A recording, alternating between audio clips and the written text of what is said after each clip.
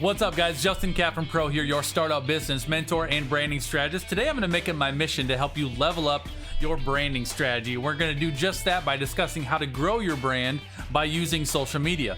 Now, of course, there are numerous ways to make an impact on our brands with social media, but in this video, I'm going to just skip over all the obvious things that you've probably already heard before, and we're going to narrow in on 5 of the very best strategies that I believe I can give you to make the greatest impact on your social media marketing strategy, all right? For as many brands, large and small, that are killing it with their social media presence, countless more are unaware of the positive effects that a solid social media strategy can really have on branding and on business goals. I believe that we all know that we have to be active on our social media accounts, but to what extent? And what value does the medium bring to your brand's bottom line? I've got all that covered for you today, all right? So let's discuss 5 of the most powerful ways that you can leverage social media to grow your brand, expand your reach, engage your audience, and drive more business results consistently, all right? Number 1 is to define your unique voice and brand personality.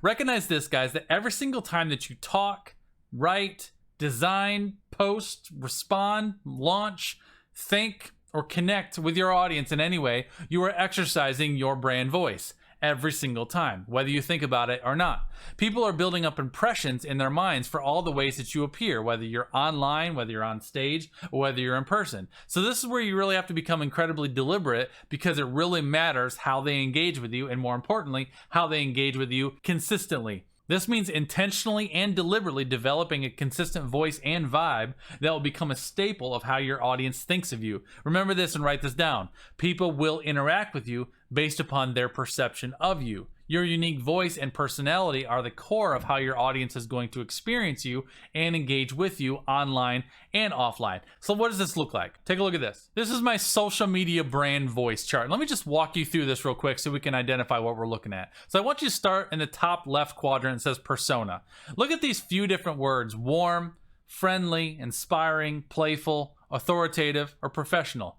I want you to take a minute to think about what type of person you want to be and how you want to be viewed to your audience. Do you want to be viewed as someone who is warm and friendly? Do you want to be inspiring and professional? Do you want to be authoritative and factual? Or do you want to have a bit of a playful presence to you? Whatever that is, it's good for you to specifically identify intentionally how you want to be perceived and what you want your persona to be. Then you shift over to the tone in the top right quadrant. Do you want to be honest? Do you want to be modest? Do you want to be very natural? Do you want to be personal? Do you want to be more scientific with a lot of facts and data? Or do you want to be direct and straight to the point? Think about your own self and ask yourself, what tone do you naturally come across, and how do you really want to present yourself to your audience on a consistent basis with your tone? Bottom left quadrant is language. What type of language do you want to use? Do you want to be complex? Do you want to be fun? Do you want to be original, where you're constantly coming up with fresh and new and relevant ideas? Do you want to be very plain and simple? Are you more of a serious teacher, or are you more of a exuberant, boisterous type of teacher? Think about the type of language that you want to use and specifically identify what you want to be your normal, which leads me to my last one, is purpose in the bottom right quadrant. What do you want your purpose to be? Do you want to be to entertain? Do you want to be to educate? Do you want to amplify? Do you want to be really, really engaging? Do you want to be informative? And again, when you look at all of these, the informative type of person can tend to have more of a serious and complex language. They might be more scientific in their tone, and they might be more authoritative in their persona. A warm persona may be more personable and natural. In their language, they may be more fun and simple. In their purpose, they might be to simply entertain. So there's no right or wrong answer as to what your social media brand voice is, but it is important for you to specifically identify what type of persona, tone, language, and purpose that you want to specifically and intentionally embody, because consistency is important here. You have to really show your audience who you are and be consistent in that, so they can get used to understanding how they want to engage with you. And in doing so, you will also attract your tribe. One of the things that will cause you to struggle in growing your tribe is if your tone or your persona or your voice or your language varies from day to day. If one day you're inspiring, but another day you're more factual, and then another day you're more serious, and then another day you're more entertaining, they don't really know what angle you're coming from. So it's very, very important to establish what you want your brand voice to be, and then maintain that on a consistent basis, all right? Number 2 is to vary your tone on different social media platforms. You cannot have a one-size-fits-all approach to your social media strategy, or you'll be leaving a lot of opportunity on the table. When you choose to engage on different social media networks, vary your tone to fit the tendencies of that platform and give your audience the opportunity to experience you in different ways. For example, maybe YouTube is the platform where you could really provide some high-value content in 15 to 20-minute videos. So you encourage your video viewers to subscribe because they don't want to miss out on your most valuable content. But then on Facebook, you could focus more on quick burst content like graphic posts, thought-provoking questions, or you could take 2 to 3 minute clips of your YouTube videos and post them as a quick tip of the day on Facebook and drive traffic to your YouTube channel to watch the full video. So with Facebook, you're training your audience to know that they definitely want to follow your page because you're always dropping high-value quick tips and thoughts that they can leverage and learn from. And then you can move over to Instagram and you can be way more lighthearted and give your audience a glimpse behind the scenes into a day of the life of you. Or you could use stories to highlight portions of your day and engage them with a more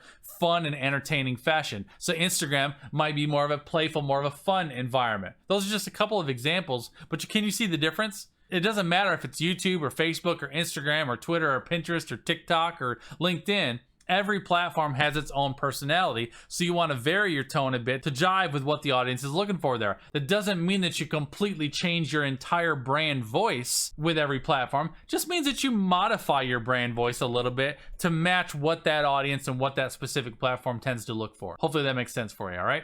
Number 3 is to share great content. Now listen, I'm not going to spend a ton of time on this point because this is a given, but I do want to say this. Killer content speaks for itself.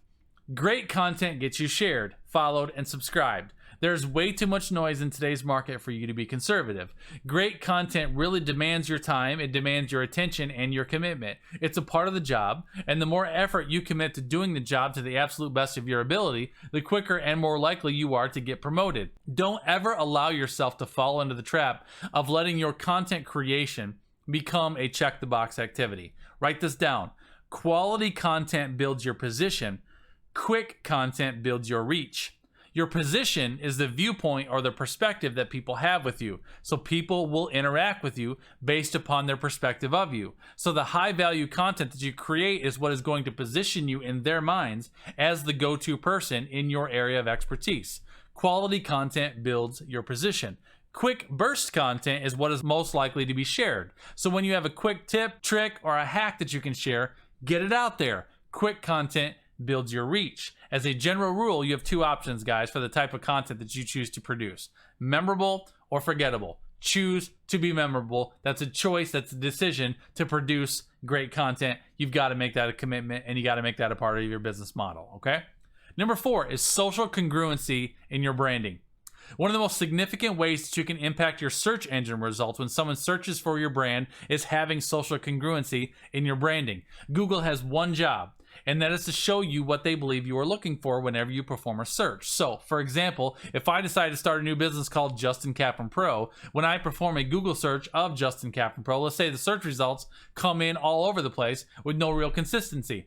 That means the search phrase Justin Kaplan Pro is unsaturated. Google isn't really sure what I'm looking for, so they're just going to show me a variety of different search results to see if one of those might be interesting to me. This is where social congruency comes into play. If I want to build the brand Justin Kaplan Pro, I'm going to start by going and buying my domain name, justinkaplanpro.com. Then I'm going to go to Facebook and create a Facebook business page and secure the handle at Justin Kaplan Pro. So now my Facebook page URL is facebook.com/Justin Kaplan Pro. Then I'm going to create social profiles on Instagram, Twitter, Pinterest, LinkedIn, Periscope, etc. and secure the handles on all of those social networks at Justin Kaplan Pro. I'm not going to be Justin_Kaplan on Instagram and Justin-Pro on Twitter and Justin_Pro on Facebook and JC Pro on Periscope. I'm going to be at Justin Kaplan Pro across the board, because what happens? All of the URLs for all of those different platforms now become facebook.com/Justin Kaplan Pro, Instagram.com/Justin Kaplan Pro, and they all match my domain name. I'm going to use the same profile picture on every single one of those platforms, as well as the mini description or the bio area will be the same on all those platforms. Then each platform, I will post my domain name, JustinKaplanPro.com, in the links area to attach it to my website. And then when I perform a Google search of Justin Kaplan Pro, Google recognizes that there is a domain name along with 6 or more social networks that all match the domain name. So with all that congruency, Google will then show me exactly what I want to see. A full page of search results about Justin Kaplan Pro with the website at the very top. That is social congruency, and that is one of the #1 ways that you can take control of your branding and your SEO quickly, and none of that costs money. It just takes a little bit of time and effort on your part to do that. So that is tip number 4. Tip number 5, your last one, is to engage with peers and influencers in your niche and their audiences. When you are working on growing your following and increasing your brand influence, you must take time to engage with peers and influencers in your niche or specialty.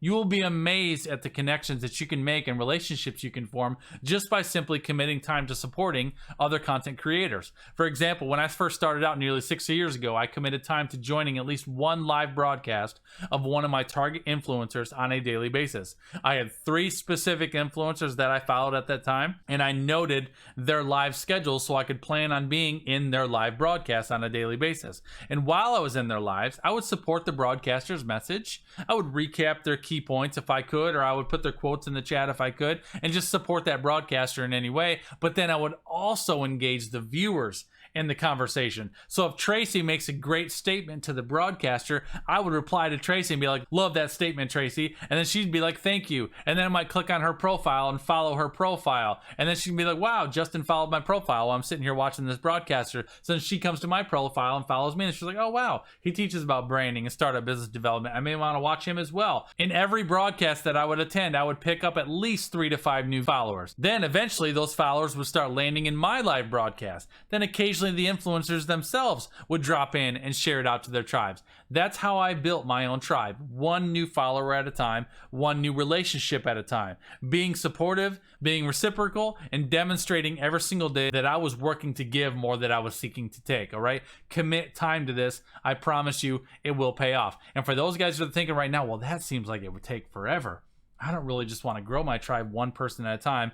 That's how multiplication happens. That's how momentum happens. Because what happens is, as soon as you start growing an audience and committing today, I'm not just seeking today to go out and get thousands of new views. I'm going out today to get 5 great new views or 5 great new connections. Because what happens is you build great relationships with those 5 people, then tomorrow they're going to bring their friends, and those people are going to bring their friends, and it starts multiplying and multiplying and multiplying. I promise you, if you commit time to this on the front end and choose to make it a commitment every single week to engage with other people in your niche or other people in your specialty and really seek to attract people by engaging with them, it will absolutely pay off for you. All right, so that is number 5. Hopefully that was helpful for you today, guys. 5 quick tips on how to grow your brand using social media. This is 21st century branding strategy at its finest, and will definitely help if you apply these things. All right, if you enjoyed this, guys, I would very much appreciate it if you smash that like button on the video. I'd certainly subscribe to the channel if you have not already done so, and I'd love for you to drop me a comment down below. Let me know how this video had helped you. Do you have any other tips that you're doing for your branding, or any other things that you found helpful? I'd love to see those comments. I'd love to see that interaction, and certainly I love questions if you have questions. So feel free to drop me a comment down below,